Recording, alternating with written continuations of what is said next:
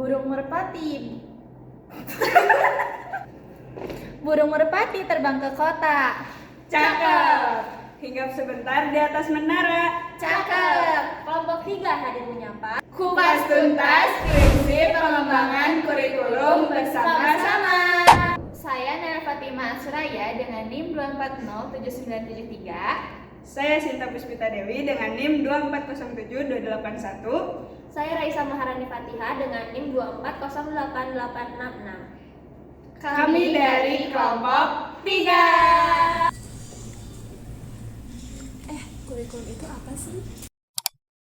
Dari yang aku baca sih, kurikulum itu merupakan aktivitas yang dilakukan di sekolah dalam rangka memengaruhi anak dalam belajar untuk mencapai suatu tujuan. Nah, kurikulum ini merupakan inti dari proses pendidikan di sekolah. Oh, kalau bedanya sama pengembangan kurikulum itu apa? Nah, kalau pengembangan kurikulum itu merupakan proses perencanaan, penyusunan, pelaksanaan, dan evaluasi kurikulum secara sistematis untuk mencapai tujuan pendidikan. Oke. Menurut kamu, kenapa sih kurikulum itu harus dikembangkan? Kalau menurut aku, kurikulum perlu dikembangkan karena harus menyelesaikan perkembangan zaman juga. Tapi aku tadi baca dari buku ini, menurut Zain dan kawan-kawan tahun 2025, pengembangan kurikulum bertujuan menciptakan pembelajaran yang efektif, bermakna, dan relevan dengan perkembangan sosial dan teknologi. Gitu.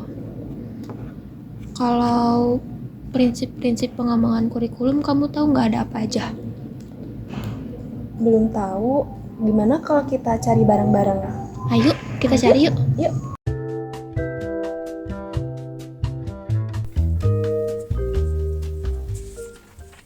Ini aku nemu nih. Prinsip pengembangan kurikulum itu ada dua, ada prinsip umum sama khusus. Nah, kalau prinsip umum itu kebagi jadi 5 lagi. Ada prinsip relevansi, prinsip fleksibilitas, prinsip kontinuitas, efektivitas, sama efisiensi. Prinsip umum yang pertama yaitu prinsip relevansi. Pengalaman-pengalaman belajar yang disusun dalam kurikulum harus relevan dengan kebutuhan masyarakat. Prinsip relevansi terbagi menjadi 2, yaitu relevansi internal dan relevansi eksternal.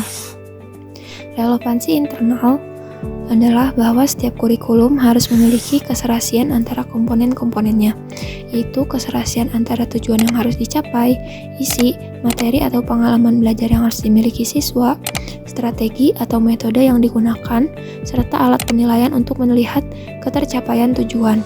Relevansi internal menunjukkan keutuhan suatu kurikulum. Yang kedua, ada relevansi eksternal. Relevansi eksternal berkaitan dengan keserasian antara tujuan, isi, dan proses belajar siswa yang tercakup dalam kurikulum dengan kebutuhan dan tuntutan masyarakat. Relevansi eksternal dibagi ke dalam 3 macam. Yang pertama, relevan dengan lingkungan hidup peserta didik. Artinya, proses pengembangan dan penetapan isi kurikulum hendaknya disesuaikan dengan kondisi lingkungan sekitar siswa. Contohnya, siswa yang tinggal di perkotaan perlu diperkenalkan kehidupan di lingkungan kota. Yang kedua, relevan dengan perkembangan zaman. Isi kurikulum harus sesuai dengan situasi dan kondisi yang sedang berkembang, dan yang diajarkan kepada siswa harus bermanfaat bagi kehidupan mendatang. Yang ketiga adalah relevan dengan tuntutan dunia pekerjaan. Artinya bahwa yang diajarkan di sekolah harus mampu memenuhi dunia kerja. Yang kedua ada prinsip fleksibilitas. Kurikulum harus bersifat lentur atau fleksibel. Artinya kurikulum harus bisa dilaksanakan sesuai dengan kondisi yang ada. Kurikulum yang kaku akan sulit diterapkan. Prinsip fleksibilitas ini memiliki 2 sisi. Yang pertama, fleksibel bagi guru. Maksudnya, kurikulum harus memberikan ruang gerak bagi guru untuk mengembangkan program pengajarannya sesuai kondisi yang ada di lapangan. Kedua, fleksibel bagi siswa. Artinya, kurikulum harus menyediakan berbagai kemungkinan program pilihan sesuai dengan bakat dan minat siswa. Yang ketiga ada prinsip kontinuitas. Prinsip kontinuitas adalah prinsip yang perlu dijaga saling keterkaitan dan kesinambungan antara materi pelajaran pada berbagai jenjang dan jenis program pendidikan. Penyusunan materi pelajaran perlu dijaga agar apa yang diperlukan untuk mempelajari suatu materi pelajaran pada jenjang yang lebih tinggi telah diberikan dan dikuasai oleh siswa pada waktu mereka berada pada jenjang sebelumnya. Prinsip ini sangat penting, bukan hanya untuk menjaga agar tidak terjadi pengulangan materi yang memungkinkan program pengajaran menjadi tidak efektif dan efisien, tetapi juga untuk keberhasilan siswa dalam menguasai materi pelajaran pada jenjang pendidikan tertentu. Agar prinsip kontinuitas itu berjalan, perlu ada kerjasama antara pengembangan kurikulum pada setiap jenjang pendidikan.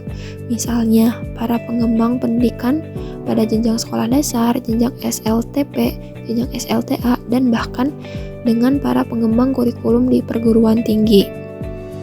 Selanjutnya, yang keempat, ada prinsip efektivitas.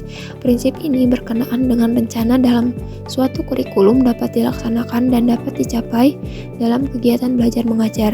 Yang dimaksudkan dengan efektivitas di sini adalah yang berhubungan dengan kegiatan guru dalam melaksanakan tugas, mengimplementasikan kurikulum di dalam kelas, dan efektivitas kegiatan siswa dalam melaksanakan kegiatan belajar mengajar. Efektivitas kegiatan guru berhubungan dengan keberhasilan mengimplementasikan program yang sesuai dengan perencanaan yang telah disusun. Sebagai contoh, apabila guru menetapkan dalam satu semester harus menyelesaikan 12 program pembelajaran sesuai dengan pedoman kurikulum, dan ternyata dalam jangka waktu tersebut hanya dapat menyelesaikan 4 atau 5 program saja, berarti dapat dikatakan bahwa pelaksanaan program tidak efektif.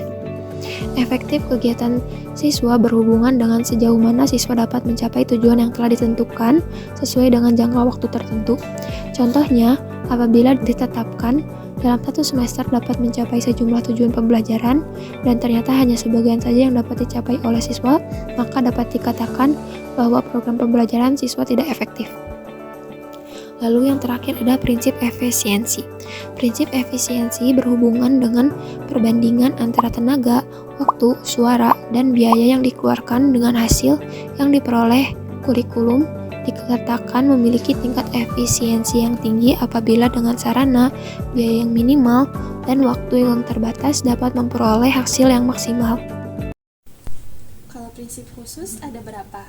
Ada 5, yaitu yang pertama ada prinsip penentuan tujuan pendidikan, prinsip pemilihan isi pendidikan atau kurikulum, yang ketiga prinsip pemilihan proses belajar mengajar, yang keempat prinsip pemilihan media dan alat pengajaran, dan yang terakhir prinsip berkenaan dengan penilaian. Prinsip khusus menurut Sukmadinata tahun 2017. Yang pertama ada prinsip penentuan tujuan pendidikan. Perumusan komponen-komponen kurikulum hendaknya mengacu pada tujuan pendidikan yang bersifat umum dan khusus. Adapun tujuan pendidikan harus bersumber pada yang pertama, ketentuan dan kebijaksanaan pemerintah. Yang kedua, survei mengenai persepsi orang tua atau masyarakat tentang kebutuhan yang dikirimkan melalui angket, wawancara, observasi, dan berbagai media massa. Yang ketiga, survei tentang pandangan ahli dalam bidang-bidang tertentu. Yang keempat, survei tentang manpower. Yang kelima, pengalaman negara-negara lain dalam masalah yang sama. Yang keenam, penelitian. Yang kedua, ada prinsip pemilihan isi pendidikan atau kurikulum. Dalam pemilihan isi pendidikan yang sesuai dengan kebutuhan, perlu adanya pertimbangan beberapa hal sebagai berikut. Yang pertama, perlu penjabaran tujuan pendidikan atau pengajaran ke dalam bentuk pembuatan hasil belajar yang khusus dan sederhana. Yang kedua, isi bahan pelajaran harus meliputi aspek pengetahuan, sikap, dan keterampilan. Yang ketiga, unit-unit kurikulum harus disusun dalam urutan yang logis dan sistematis. Yang ketiga, ada prinsip pemilihan proses belajar mengajar. Pemilihan proses belajar mengajar hendaknya memperhatikan beberapa hal sebagai berikut. Yang pertama, apakah metode atau teknik belajar mengajar yang digunakan cocok untuk mengajarkan bahan pelajaran? Yang kedua, apakah metode atau teknik tersebut memberikan kegiatan yang bervariasi sehingga dapat melayani perbedaan individual siswa? Yang ketiga, apakah metode atau teknik tersebut memberikan urutan kegiatan yang bertingkat-tingkat? Yang keempat, apakah metode atau teknik tersebut dapat menciptakan kegiatan untuk mencapai tujuan kognitif, afektif, dan psikomotor? Yang keempat, prinsip pemilihan media dan alat pengajaran. Proses belajar mengajar yang baik perlu didukung oleh penggunaan media dan alat-alat bantu pengajaran yang tepat. Yang pertama, alat atau media pengajaran apa yang diperlukan? Apakah semuanya sudah tersedia? Bila ada alat tersebut tidak ada, apa penggantinya? Yang kedua, kalau ada alat yang harus dibuat, hendaknya memperhatikan bagaimana pembuatannya, siapa yang membuatnya, pembiayaannya, dan waktu pembuatannya. Yang ketiga, bagaimana pengorganisasian alat dan bahan pelajaran, apakah dalam bentuk modul, paket belajar, dan lain-lain. Yang keempat, bagaimana pengintegrasiannya dalam keseluruhan belajar. Yang kelima, hasil yang terbaik akan diperoleh dengan menggunakan multimedia. Yang kelima, prinsip berkenaan dengan penilaian. Penilaian merupakan bagian integral dari pengajaran. Yang pertama, dalam penyusunan alat penilaian atau tes hendaknya diikuti langkah-langkah sebagai berikut. Rumuskan tujuan-tujuan pendidikan yang umum dalam ranah kognitif, afektif, dan psikomotor. Uraikan ke dalam bentuk tingkah laku murid yang dapat diamati. Hubungkan dengan bahan pelajaran. Tuliskan butir-butir tes. Yang kedua, dalam merencanakan suatu penilaian, hendaknya diperhatikan beberapa hal. Bagaimana kelas, usia, dan tingkat kemampuan kelompok yang akan dites. Selanjutnya, berapa lama waktu dibutuhkan untuk pelaksanaan tes? Apakah tes tersebut berbentuk uraian atau objektif? Selanjutnya, berapa banyak butir tes yang perlu disusun? Selanjutnya, apakah tes tersebut diadministrasikan oleh guru atau murid? Jadi kesimpulannya adalah pengembangan kurikulum merupakan proses yang meliputi perencanaan, penyusunan, pelaksanaan, dan evaluasi kurikulum. Pengembangan kurikulum juga sangatlah penting untuk memberikan arah yang jelas kepada pelaksanaan pendidik, menyesuaikan pembelajaran dengan perkembangan zaman, serta mengembangkan potensi peserta didik secara menyeluruh. Sekian dari kami. Wassalamualaikum warahmatullahi wabarakatuh.